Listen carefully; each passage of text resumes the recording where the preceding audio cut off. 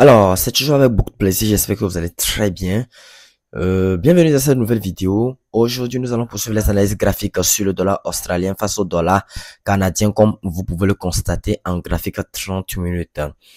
Aujourd'hui, mardi, voilà une très belle opportunité pour s'en occuper de la journée. Une très bonne opportunité qui se défile en graphique à 30 minutes avec un beau canal baissier suivi d'une épaule tête-épaule inversée. Figure de retournement à la hausse. La stratégie n'a pas changé, la stratégie reste la même. Nous allons trader le retournement de ce canal baissier.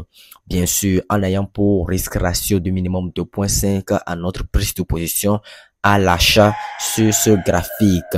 Alors, en graphique 30 minutes, ce que vous pouvez observer sur les écrans, moi, j'attendrai une cassure et clôture de bougie. Oui, j'attendrai une cassure et clôture de bougie pour pouvoir me positionner à la hausse de cet actif. Bien sûr, ma moyenne mobile 100 évoluera en dessous du prix. Et déjà que je viens de l'activer, voici une moyenne mobile 100 qui évolue déjà en dessous du prix et voilà qui est très promoteur pour une prise de décision à l'achat. Voilà. Alors, ce que moi je vous invite à faire, c'est de mettre votre stop loss ici, à ce niveau, pour avoir un risque ratio de minimum 2.5. Mais veuillez aussi noter que la place du stop loss n'est pas à négliger. Je vais essayer d'illustrer un peu plus rapidement. La place du stop n'est pas à négliger. Supposons que je prends mon outil position longue et que j'ai toutes mes confirmations requises pour pouvoir prendre une spéculation à la hausse. Je mets mon stop loss ici comme ça à ce niveau avec une marge nécessaire laissant respirer le marché et ma cible je l'étends jusqu'au take profit final et bien sûr avec cette illustration j'ai un illustration de 3.28 en ayant une moyenne mobile qui évoluera en dessous du prix.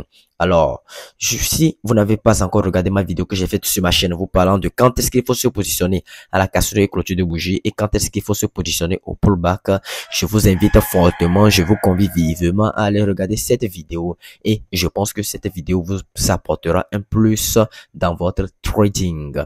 Alors, voici une très belle opportunité et que j'ai défilé que j'ai plutôt détecté sur le marché financier aujourd'hui et je décide de partager cette vidéo avec vous pour pour que vous aussi vous analysiez ce graphique en 30 minutes, le graphique de l'autre cadre en 30 minutes et si vous avez les confirmations requises, vous pouvez vous positionner dans l'élan du marché, dans l'élan haussier du marché. Bon, pour ceux qui auront à se positionner en faisant bien sûr attention aux annonces économiques à 3 têtes de taureau.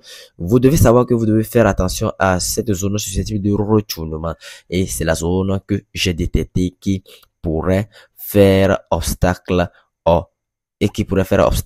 au marché avec plus de un impact ici en tant que résistance, deux impacts en tant que résistance, bon disons plusieurs impacts ici en tant que résistance, plusieurs et le marché a finalement cassé cette zone et l'a utilisé autrement en tant que support.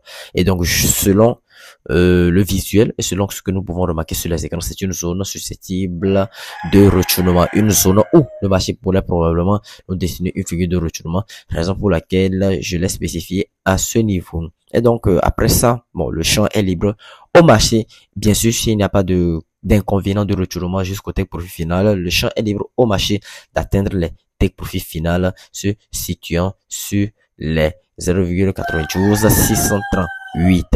Alors, j'espère que vous avez aimé cette vidéo, j'espère que vous avez apprécié. Surtout, faites attention avec marge de stop loss. Si vous n'avez pas un risque ratio de minimum de 2.5, avortez l'idée de prendre la spéculation. Voilà. Donc, nous allons nous retrouver dans une nouvelle vidéo, une prochaine fois. D'ici là, portez-vous bien.